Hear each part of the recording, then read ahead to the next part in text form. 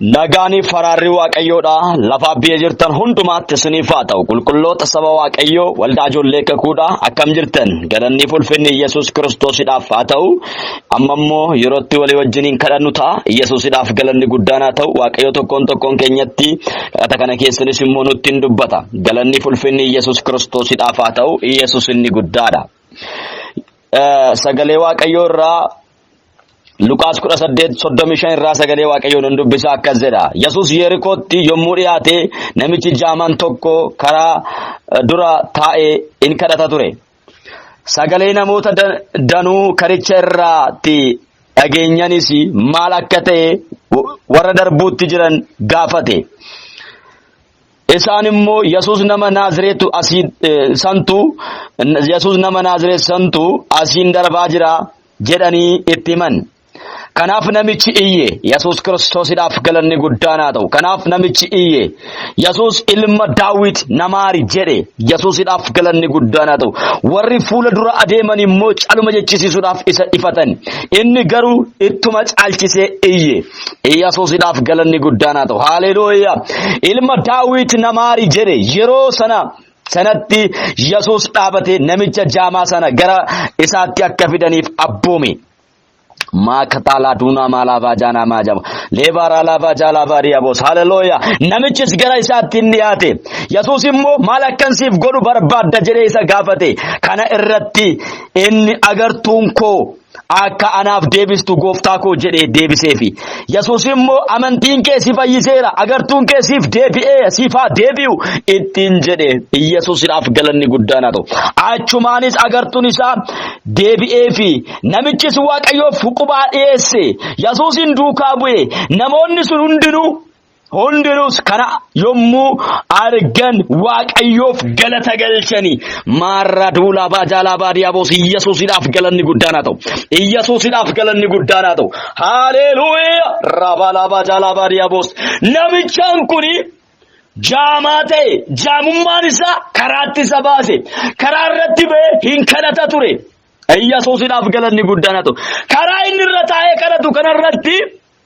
guyyaa tokko sagalee addaatu dhaga'ame Yesuusidhaaf galanni guddaan haa ta'u har'a maqaa Yesuus Kiristoos sagalee addaa dhaga'i lafa jirtu gola jirtutti iddoo jirtutti sagalee addaa dhaga'i kottee addaa dhaga'i deemicha addaa dhaga'i Yesuusidhaaf galanni guddaan haa ta'u namichaan kun lafa jiru iddoo jirutti sagalee addaa dhaga'eera Yesuusidhaaf galanni guddaan haa ta'u Ameen. Kutaa kana keessatti namichaan kun sagalee kanaan dura dhaga'ee hin beekne. Deemicha kanaan dura dhaga'ee hin beekne. Kottee kanaan dura dhaga'ee hin beekne. Kottee addaa, deemicha addaa, huursaa addaa, sagalee addaa hin dhaga'e. Yesuusidhaaf galanni guddaan haa ta'u. Waan adda ta'e tokko dhaga'e namni kun. Kanarratti namoota darbuudhaan jiranii har'a maaltu asiin darbaa jira? Guyyaa baay'een as taa'e. Guyyaa baay'een iddoo kana taa'ee ture. Sagaleen irraa sagalee addaati. Deemichi irraa deemicha addaati. Kotteen irraa kottee addaati. Yesuusidhaaf galanni guddaan haa ta'u. Haleluuyaa. Maaltu darbaa jira natti maale? Maaltu asiin darbaa jira? Deemichi inni kanarraa kuni addaa. Kotteen inni irraa kuni addaa. Waatu natti dhaga'amaa jira. Yesuusidhaaf galanni guddaan haa ta'u. Maal inni jedhee gaafii gaafate?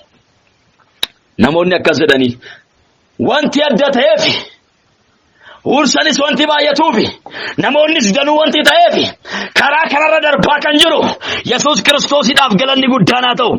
Haleluuyaa. Yesuus nama Naazreet sana jedhanii. Isa asiin darbaa jira.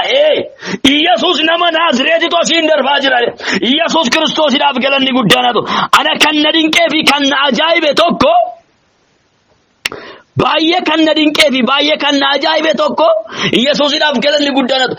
Namni kun ija isaatu jaamaa ta'e malee hubannaan isaa jaamaa miti. Qalbiin isaa jaamaa miti. Yesuusidhaaf galanni guddaan haa ta'u. Ijatu jaame malee hubannaan isaa jaamaa miti namni kun. Waan tokko beeka inni Yesuus namni Naazreet jaamaa banuu akka inni danda'u. Yesuus namni Naazreet lafa inni jiru kana isa kaasuu akka inni danda'u. Yesuus namni Naazreet gaafii isaa deebisuu akka danda'u. Yesuus namni Naazreet furmaata laachuu akka danda'u. Namichaan kun hin beeka. Warra ursanii isa duukaa deeman caala. Warra ursanii isa faana deeman caala. Warra isa faana didichan caala. Namichaan karaa bukkee taa'u kun waa'ee Yesuus hin beeka. Laabaa doonamas. Roba babala badiabos. Makatula bajana mariabos. Yesus Kiristoosidhaaf galanni guddaan haa ta'u. Namni kun hin beeka waa'ee Yesus. Sirriitti beeka. Waa'ee Yesus sirriitti beeka namni kun. Sirriitti beeka. Akka inni isaa baruu danda'u hin beeka ture. Akka inni jaamummaa isaa baruu danda'u hin beeka ture. Isaatu asiin darbaa jira jennaani sagalee namoota danuu dhaga'e. Yesuus asiin darbaa jiraniin warra darbuutti jiran gaafannaan isaatu asiin darbaa jira jennaan Yesuusidhaaf galanni guddaan haa ta'u. Maakaatooroo laabaa jaanamaa diyaboot. Haleluuyaa. Kan asiin darbaa jiru Yesuusidha jedhanii karaa kanarra darbaa kan jiru Yesuusidha jedhanii kottee wanti baay'ateef sagaleen guddaa wanti ta'eef karaa kanarra Yesuustu darbaa jira jedhanii. Yesuusidhaaf galanni guddaan haa ta'u. Kanaaf namichi sagalee isaa ol fudhate eeyyee Yesuus nama Naazreet na bira hin darbini na maari na fayyisi na oolchi na furi. Yesuusidhaaf galanni guddaan haa ta'u. Ameen ameen ameen ameen. Na maari na fayyisi na oolchi. Chaakalaa dooraa baalaa baajaalaa baadiyyaa boos. Yommus kanaaf inni iyye Yesuus ilma Daawit na maari jedhee namoonni callisi iyyini callisi jedhanii Yesuusidhaaf galanni guddaan hin iyyin nutti hin iyyini callisi jarana iyya isaanii caalaa iyya isaa jibban waca isaanii caalaa waca isaa jibban ofii isaaniitti wacni isaa wacan kan waa'ee hin baafne Yesuus hin duukaa deemanii wacu akkanumaan hin iyyuu akkanumaan wacu kan isaaniimaa waa'ee baasaan jiru kan namicha kadhaa garuu dhimma baasaa jira iyya dhimma baasuu iyyaa jira. Yesuus Kiristoosidhaaf galanni guddaan haa ta'u. Iyya furmaata qabu iyyaa jira. Ila dhagee yarra iyyaa kan jirtu dura Waaqayyootti iyyaa kan jirtu dura Waaqayyootti bo'aa kan jirtu Waaqayyoo waammachaa kan jirtu maqaa Yesuus Kiristoosiin furmaata argachuudhaaf jirta. Inni ati iyyitee yaamtu Yesuus siif dhaabata balbala keerra darbu sii dhaabata sibiran darbu sii dhaabata. Yesuusidhaaf galanni guddaan haa ta'u. Hiriyya namichi kun gaafa inni iyyu iyya isaa dhaga'ee dhaabate Yesuus. Iyya isaa dhaga'ee dhaabate Yesuus. Iyya isaa dhaga'ee dhaabate Yesuus. Har'a iyya kee dhaga'ee sii dhaabata. Yesuus iyya kee dhaga'ee sii dhaabata. Yesuus boo'icha kee argee sii dhaabata. Yesuus kadhannaa kee argee sii dhaabata. Maayikilaa doolaa jaala darbuutti jira inni darbuutti jira ittiin iyyin jedhani. Inni iyye namicha caalchisee iyye sirumaa namoonni iyyin jennaan dabalee iyye Yesuus akka jedhe dhaabate hin abboome deemaa naa fidaa namicha sana fidaa namichi isa bira dhufe. Erga inni isa bira dhufe gaafii gaafate Yesuus maal barbaadee na iyyi ta'e wanta ati natti iyyituuf maalidha? Maali wanta ati na yaamtuuf maal rakkattee jaamaa ta'uu isaa hin argame. Yesuus Kiristoosidhaaf galanni guddaan haa ta'u. Fedhii isaa gaafachuun immoo barbaachisaadha. Boleessa koo boleettii koo dura Waaqayyootti yommuu iyyitu dura Waaqayyootti yommuu kadhattu waan kadhattuuf beeki waan gaafattu beeki. Yesuusidhaaf galanni guddaan haa ta'u. Haleluuyaa. Ameen ameen. Yommuu balbala rukuttu balbalichi yommuu sii banamu waan deebistu beeki. Yesuusidhaaf galanni guddaan haa ta'u. Namichaan kun jaamadha. Jaamummaan isaa karaatti isa baaseera. Yesuusidhaaf galanni guddaan haa ta'u. Har'a maqaa Yesuus Kiristoos iyyi namoota baay'eedhaan hin dhagahamanaa jedha Hafuurri Waaqayyoo. Ilaa waldaa ijoollee kakuu sagalee kusheer ta'e kan sinna qabu iyyi keessan maqaa Yesuusin hin dhagahama. Boo'ichi keessan maqaa Yesuusin hin ilaalama. Yesuusidhaaf galanni guddaan haa ta'u. Iyya namoota baay'eetu dhagahama sagantaa kanarratti. Hidhaa namoota baay'eetu hiikama sagantaa kanarratti. Gaafii namoota baay'eetu deebi'a sagantaa kanarratti. Hin deebi'a siin jedhe maqaa Yesuusi. Siif deebi'a. Yesuusidhaaf galanni guddaan haa ta'u. Raabaa laabaa jaanaa maariyaa boos. Baay'ee kan na dinqe namicha jaamaa ta'uu isaan arga Yesuus.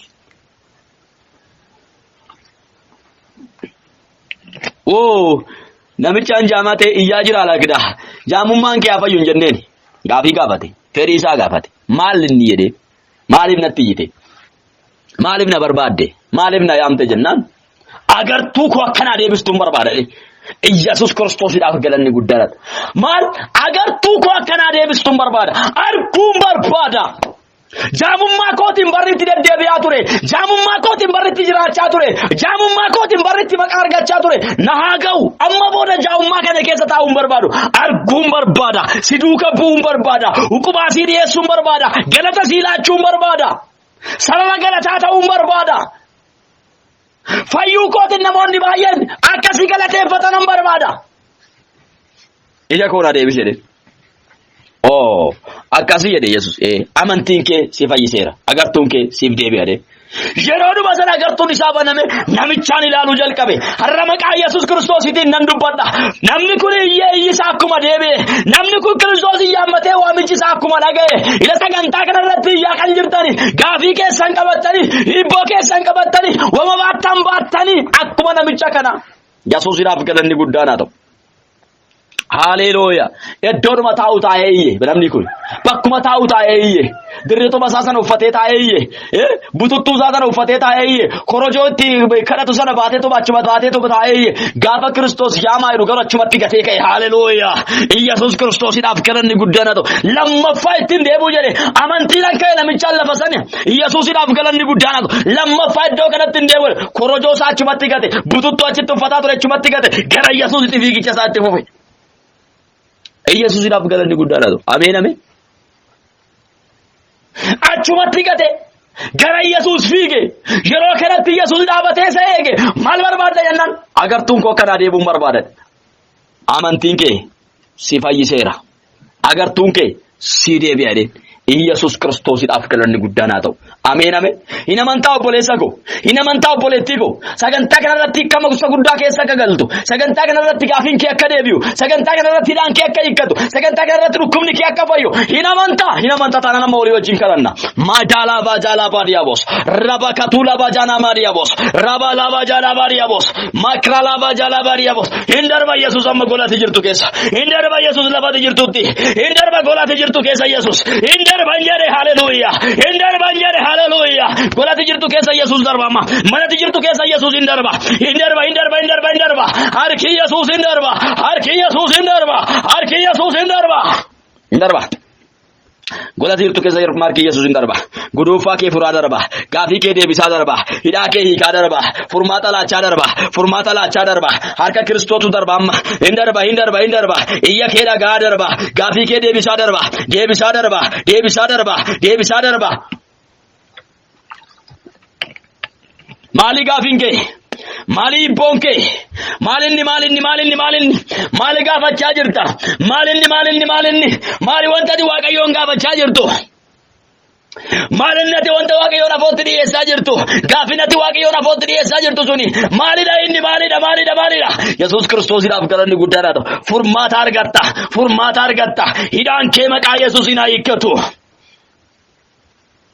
Yesuus namicha kana gaafii gaafate jaamaa ta'uusaa hin beeka ture garuu argeera yaa'ummaa isaa irratti argaara akka namni qottotee isa gara isaa fide ofii isaatii akka dhuguu hin dandeenye qabanii akka geessan gargaarsa akka inni barbaadu jaamaa akka inni ta'e hin beeka garuu jaamaadha namichaan kun haa fayyu hin jenne maal jedhe maal barbaadde obboleessa koo obboleettii koo maal inni sagantaa kanarratti akkasiif hiikamu kan barbaaddu.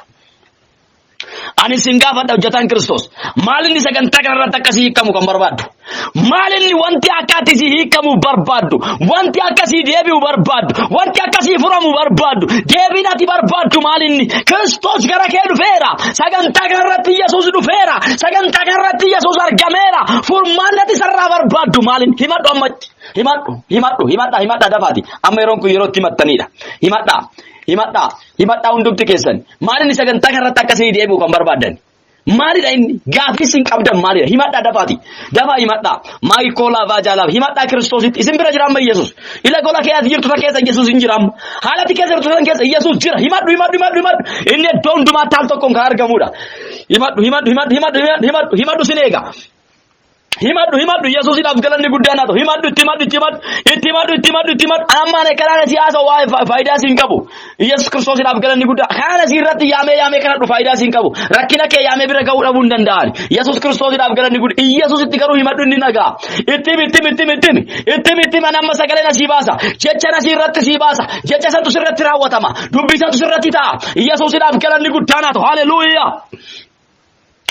Maakatola baja namicha rakkina isaa argannetti Yesuusitti himate booda Yesuus akkasittiin jedhe siif deebi'eera haleluuyaa maqaa Yesuus Kiristoos siif deebi'eera maqaa Yesuus siif deebi'eera ilaamani ameen jedhi fudhadhu siif deebi'eera siif deebi'eera siif deebi'eera siif deebi'eera harka diinaa keessa ni ture siif deebi'eera inni si jalaa qabamee ture siif deebi'eera gaafiin kee siif deebi'eera hibboon kee siif deebi'eera fayyaan kee siif deebi'eera nagaan kee siif deebi'eera maqaa Yesuusiin meenaaf deebi'eera dika siif deebi'eera siif deebi'eera siif deebi'eera siif deebi'eera furmaata argatteerta maqaa Yesuusiin furama maqaa Yesuusiin birmaduuba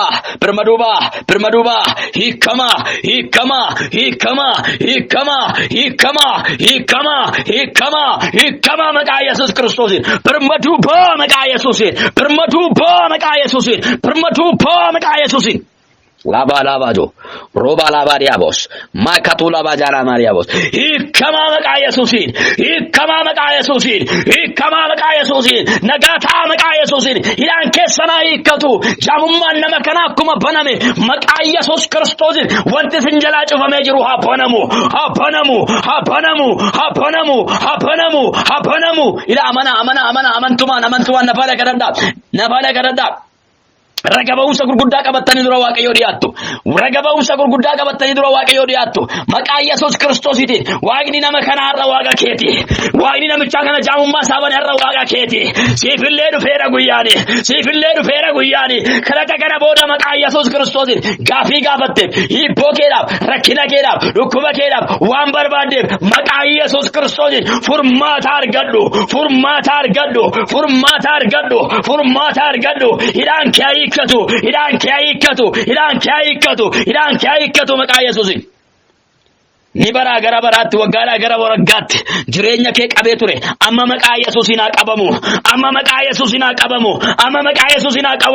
jawwichi haa qabamu bofichi haa qabamu maqaa Yesuusiin haa qabamu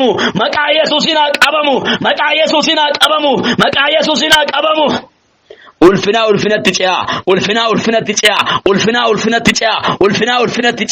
gaafiin keessan deebi'ee argatu furmaata argadhaa hidhaan keessan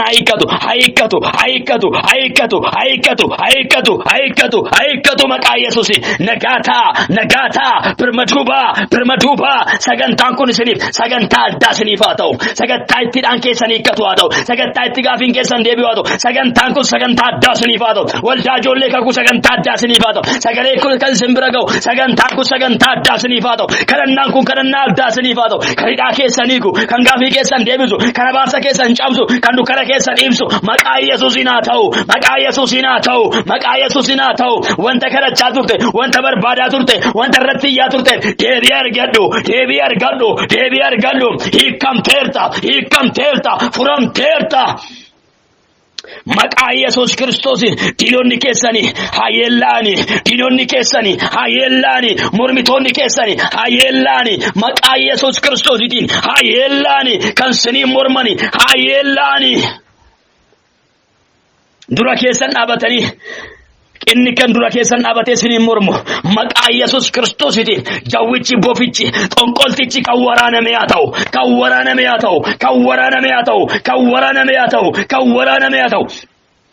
obboloonni abjuu keessaniin jawwee agartanii akkasumas abjuu keessaniin bofa agartanii abjuu keessaniin warra du'an agartanii namoota garaagaraan dubbachaa jira dhagaa Yesuus Kiristoosiidhaaf galanni guddaan haa ta'u warra du'an agartanii abjuu keessanii warra du'an jidduu bultanii abjuu keessaniin bakka abjuu keessanii wanta argitanii raafamaa kan jirtan maqaa Yesuus Kiristoosiin maccaa fura dukkanaatirraa isinitti ergame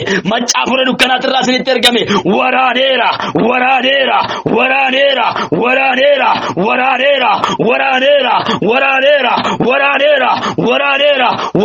maqaa Yesuusiin waraaneera boficha waraaneera jawwicha waraaneera xonqolticha waraaneera maqaa Yesuusiin waraaneera hafuura hamaa kana waraaneera jireenya keerra waraaneera bara keerra waraaneera hirriba kasinoowu nagaa kasinoowu boqonnaa kasinoowu maqaa Yesuusiin birmaduubaa maqaa Yesuusiin bilisa baa abjuu gaarii argaa mul'ata gaarii argaa maqaa Yesuusiin argaa waan gaarii argaa Kan si daangessu daangeffameera. Kan si dhaabuu barbaadu dhaabateera. Kan si ittisuu barbaadu ittifameera. Harki Waaqayyoo si wajjin ta'eera. Barri Waaqayyoo si wajjin ta'eera. Sagantaan kun sagantaa addaanuu ta'eera. Waldaa ijoollee kakuudhaaf sagantaa itti iyyi keenya dhaga'u. Sagantaa itti gaafiin keenya deebi'u. Sagantaa itti furmaata argannu. Sagantaa itti ceenu. Sagantaa itti eebbifamnu. Sagantaa itti bal'annu. Sagantaa itti waldaan ijoollee kakuu bal'attu. Maqaa Yesuusiin nuuf ta'eera. Maakaataa baajala.